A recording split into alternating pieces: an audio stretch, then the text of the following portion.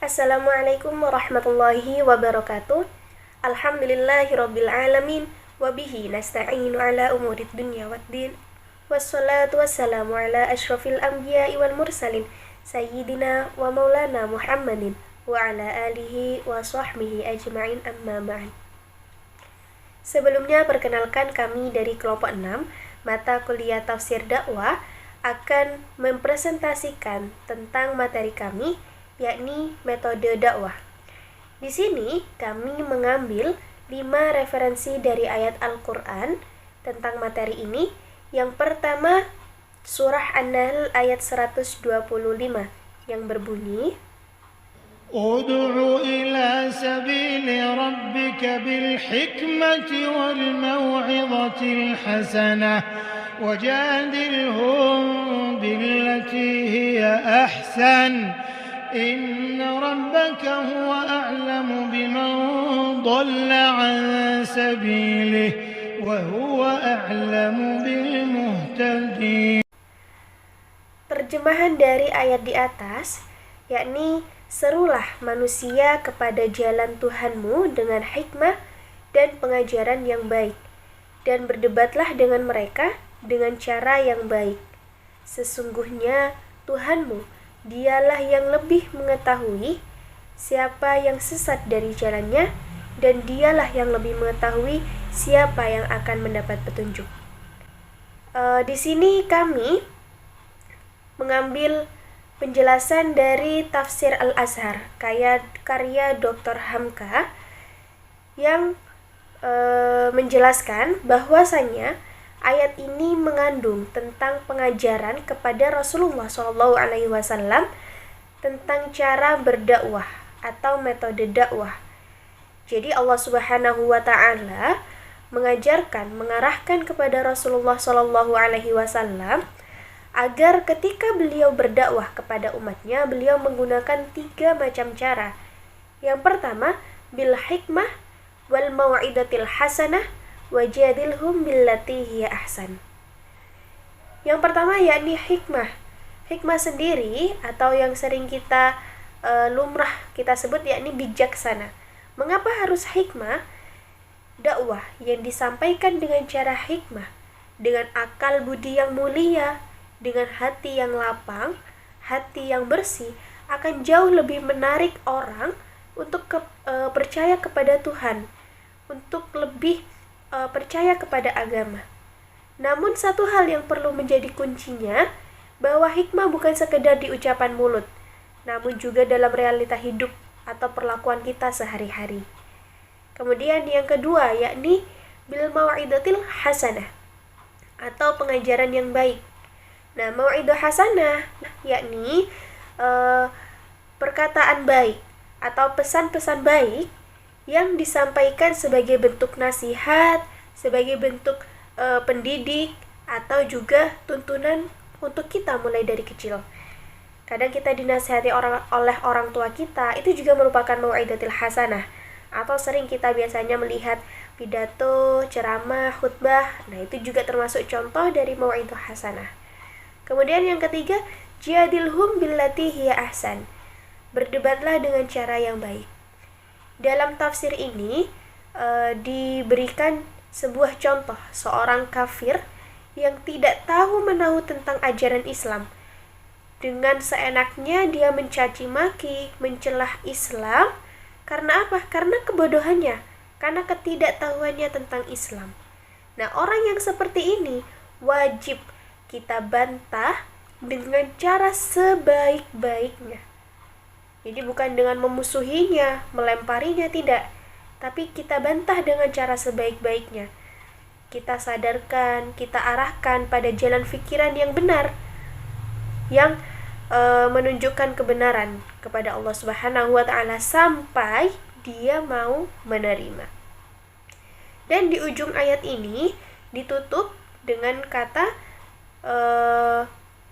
di ujung ayat ini Tuhan mengatakan bahwa urusan memberikan petunjuk atau menyesatkan orang adalah mutlak hak Allah Subhanahu wa taala. Ayat selanjutnya yakni surah Al-Baqarah ayat 256 yang berbunyi, إكراه في الدين قد تبين الرشد من الغي فمن يكفر بالطاغوت ويؤمن بالله فقد استمسك بالعروة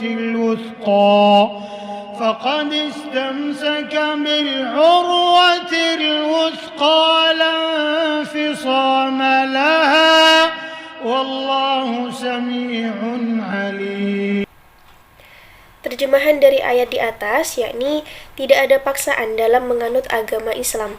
Sesungguhnya telah jelas perbedaan antara jalan yang benar dengan jalan yang sesat. Barang siapa ingkar kepada Tauhid dan beriman kepada Allah, maka sungguh dia telah berpegang teguh pada tali yang sangat kuat yang tidak akan terputus. Allah Maha Mendengar, Maha Mengetahui. Kami mengambil penjelasan dari Tafsir Al-Azhar. Dikisahkan seorang anak yang dia beragama Yahudi. Anak ini tidak boleh dipaksa untuk menganut ajaran Islam. Bahkan dalam riwayat Ibnu Abbas, Rasulullah SAW hanya memanggil anak ini.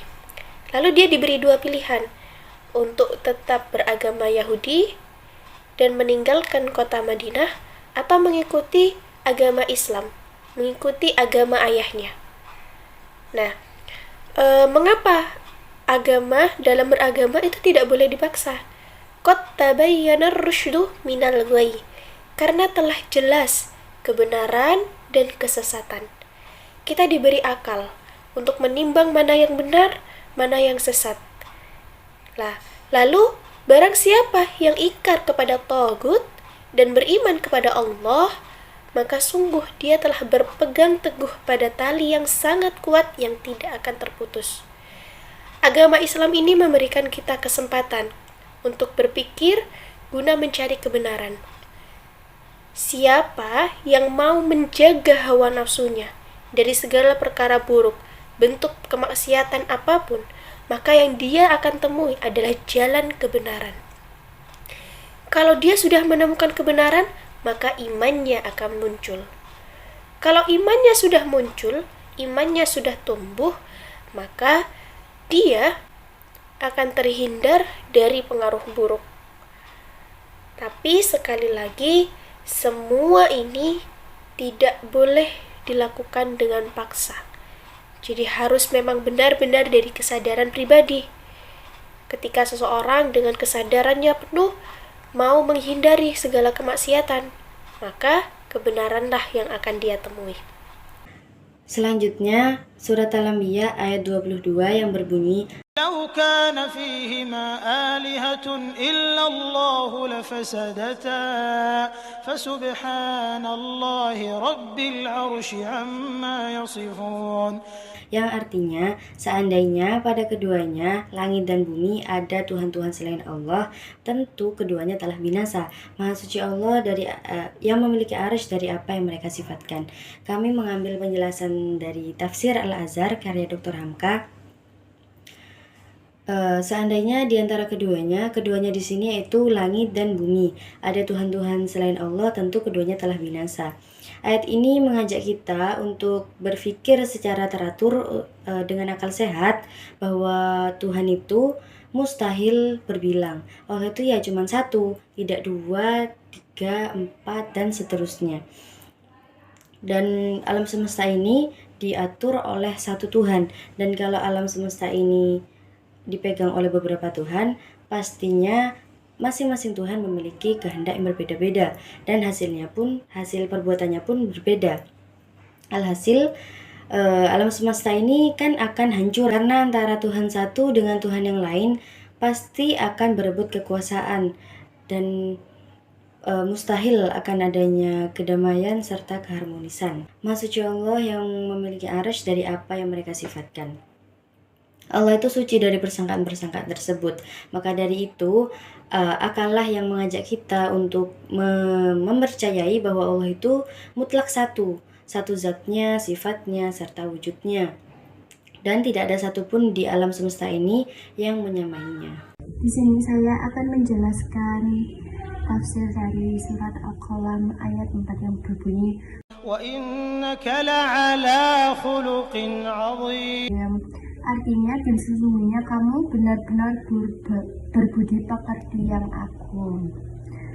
Lalu dalam tafsir Al-Azhar itu, ayat ini merupakan suatu pujian paling tinggi yang ditunjukkan kepada Rasulullah SAW.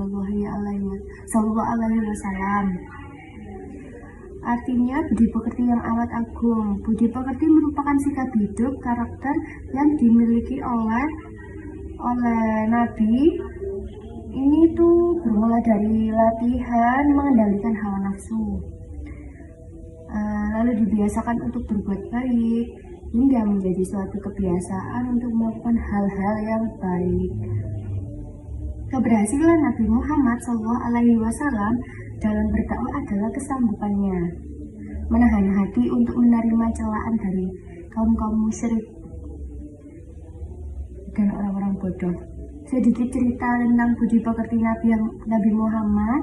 Pada saat itu Nabi Muhammad sedang melakukan perjalanannya, lalu dia dilempari oleh batu dengan orang-orang bodoh itu. Lalu Nabi Muhammad hanya berdoa kepada Allah Subhanahu wa Ta'ala. Berdoa seperti ini, ya Allah, tolong ampunilah dosa-dosa. Dan yang terakhir surat Al-Ahzab ayat 21 yang berbunyi, كان لكم في رسول الله أسوة حسنة لمن كان يرجو الله